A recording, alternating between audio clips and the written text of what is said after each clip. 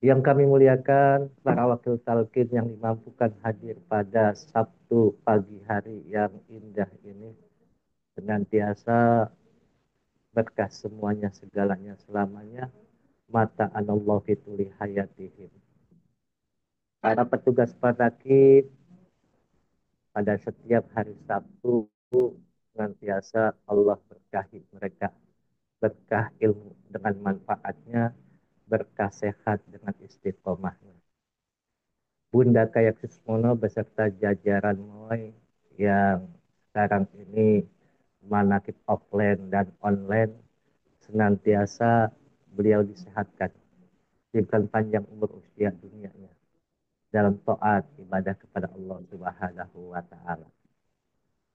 Pemangku manakib Ibu RW, Ibu Hajah Ifo Suryani, senantiasa beliau dan seluruh keluarganya diberikan kesenangan, senang di dunia, senang di akhirat.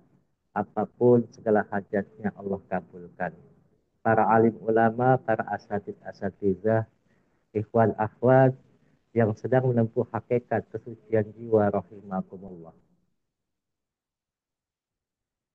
Kalau kita berbicara tentang keistiqomahan seseorang dalam mengamalkan Thariqah Qadiriyah Naqsyabandiyah Mahasyuriyaleh Sirna Rasa PKN. Ayat suci Al-Quran dalam surat Al-Ahzab ayat 41, Allah Subhanahu wa taala berfirman, "Ya ayyuhallazina amanu dzkurullaha dzikran katsira." Wahai orang-orang yang beriman, ingatlah, berzikirlah dengan zikir yang sebanyak-banyaknya. Bahkan dalam hadis riwayat dari Ibnu Umar radhiyallahu anhu, Rasulullah shallallahu alaihi wasallam bersabda, "Ala unabbiukum bi khairin a'malikum wa azkaha inda malikakum wa arfa'iha fi darajatikum." Ingatlah, aku akan memberitahu kalian tentang sebaik-baiknya amal kalian, paling sucinya amal kalian di sisi raja kalian, paling tinggi amal kalian dalam tingkatan beberapa derajat. Maka dilanjutkan hadis ini, wa khairin min i'ta'iz zahabi wal wariqa wa antalqa aduwakum fatadribu a'naqahum wa yadribu a'nafakum. Dan paling baik pemberiannya daripada emas dan perak. Jika kalian bertemu musuh-musuh kalian, maka kalian memukul leher-leher mereka dan mereka membalas memukul leher-leher kalian. Para sahabat bertanya, "Mazalika ya Rasulullah?" Qala zikrullahi ta'ala. Maka Rasulullah menjawab, zikir kepada Allah. Dan Rasulullah bersabda, hadis dari Anas bin Malik radhiyallahu an. Qala Rasulullah, la taqumu sa'atu hatta la yuqalu fil ardi Allahu Allah. Kiamat tidak akan terjadi di bumi ini hingga tidak ada orang yang mengucapkan Allah, Allah. Maka bangsa Abah mengatakan, Israfil sudah monyong di atas trompetnya, ingin meniup. Tetapi bila ada yang mendapatkan hak talqin zikir, maka ditunda 40 tahun lagi. Selama masih ada yang belajar zikir, dimasukkan cahaya ilahiyah ke dalam hatinya, maka kiamat itu akan bergeser 40 tahun. 40 tahun lamanya. Walaupun sekarang ini fenomenanya bahwa NASA sudah melihat ada benda besar di atas langit Khususnya dilihat oleh NASA itu di daerah Amerika Serikat. Bahwasanya ada benda besar yang pertama kali sudah mengelilingi matahari, sekarang di antara matahari tersebut, antara Mars dan bumi, yang diperkirakan benda itu akan jatuh ke bumi di bulan-bulan November nanti. Apakah itu kita tidak tahu. Itu adalah pengetahuan agar kita tetap waspada dengan apa yang sudah dilihat oleh mereka dengan ulul albabnya tersebut. Maka di sini pentingnya kita berzikir kepada Allah dimanapun, kapanpun berada. Karena zikir adalah syarat rukun yang paling kuat dalam perjalanan seseorang menuju Tuhannya, menuju al-haq, bahkan keberadaannya merupakan tiang. Tidak akan sampai seseorang menuju Allah kecuali dengan istiqomah dalam berzikir. Maka bahkan sahabat awal mengatakan, ada apapun, kapanpun, dimanapun, tetap berzikir kepada Allah. Lagi susah zikir, lagi senang zikir. Dalam keadaan bagaimanapun, dimanapun, tetap berzikir kepada Allah. Maka dalam thariqah kita khususnya, dan Rasulullah juga mengatakan bahwa zikir dibagi menjadi dua bagian.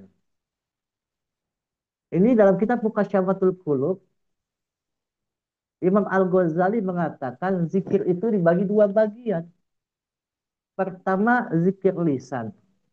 Yang kedua, zikir hati. Zikir lisan bagi seorang hamba yang menggunakan caranya akan mengantarkan pada keadaan istiqomah berzikir hati. Maka dengan banyak berzikir jahar, zikir lisan, maka akan menguatkan hati supaya tidak lupa kepada Allah. Kalau kita zikir jaharnya sedikit, otomatis zikir khafinya itu akan lama-lama pupus dan tidak akan bisa ingat. Maka perbanyak zikir jaharnya, digedor dorbin sadidi di dalam hati kita supaya apa? Hati itu tetap berdenyut, hati itu tetap berdetak mengingat namanya dimanapun kapanpun berada. Bangsa Abah sering mengatakan berzikir 165 bagi dompetnya masih tebal. Kalau dompetnya tipis jangan 165, harus 313 atau lebih sampai kepada tahun di Masehi atau tahun Hijriyah. Dan zikir lisan ini punya pengaruh besar pada zikir di hati. Jika hamba berzikir dengan lidah dan hati secara sekaligus ingat kepada Allah, maka seorang ahli zikir yang sempurna dalam sifat keadaan laku spiritualnya. Saya Abu Ali Al-Daqqaq berkata, zikir itu menyebarkan kewalian. Karena Guru Agung Syekh Abdul Qadir Jailani mengatakan dalam wasiatnya, cukup di dunia ini dua hal. Pertama, bergaul dengan orang miskin. Kedua, menghormati wali. Maka zikir ini adalah babun wali. Membuka pintu kewalian. Barang siapa menetapi zikir, maka dia dianugerahi penyebaran. Dan jika dia mencabut zikirnya, maka penyebaran kewalian dicabut darinya. Maka seseorang yang berzikir dengan istiqomah itu adalah wali. Wali itu tidak pernah berpaling hatinya kepada Allah. Maka seseorang yang berpaling hatinya kepada Allah bukan menjadi wali. Bangsa Abbas sering mengatakan yang kumpul di sini adalah para wali-wali Allah. Maka setiap maqam dikasihkan ala inna awliya Allah la khaufun alaihim wa la hum yahzanun. Sesungguhnya para wali Allah tidak ada rasa gentar, tidak ada rasa takut. Karena mereka semua ada di sisi Allah. Karena mereka sudah membebaskan dirinya hanya diperuntukkan beribadah menghamba kepada Allah Subhanahu wa taala. Imam Muhammad Al-Wasiti pernah ditanya tentang zikir. Maka ia menjawab, zikir itu adalah keluar dari medan kelengahan menuju kepastian musyahadah yang mampu mengalahkan tekanan, ketakutan, dan tarikan rasa cinta. Maka pendapat dari beliau itu mengatakan betul. Karena apa? Dengan berzikir, orang itu tidak akan goflah kepada Allah. Karena goflah adalah asadu min dukhlinnar. Lupa kepada Allah lebih berbahaya daripada masuk ke dalam api neraka. Maka itu keluar dari jihad, dari medan kelengahan. Menuju kepastian musyahadah penyaksian kepada siapa dirinya, siapa Tuhannya. Maka melepaskan tekanan ketakutan dalam dirinya. Tidak ada rasa was-was, tidak ada rasa bimbang. Dan menimbulkan tarikan rasa mahabbah yang tinggi kepada Allah Azza wa Jalla.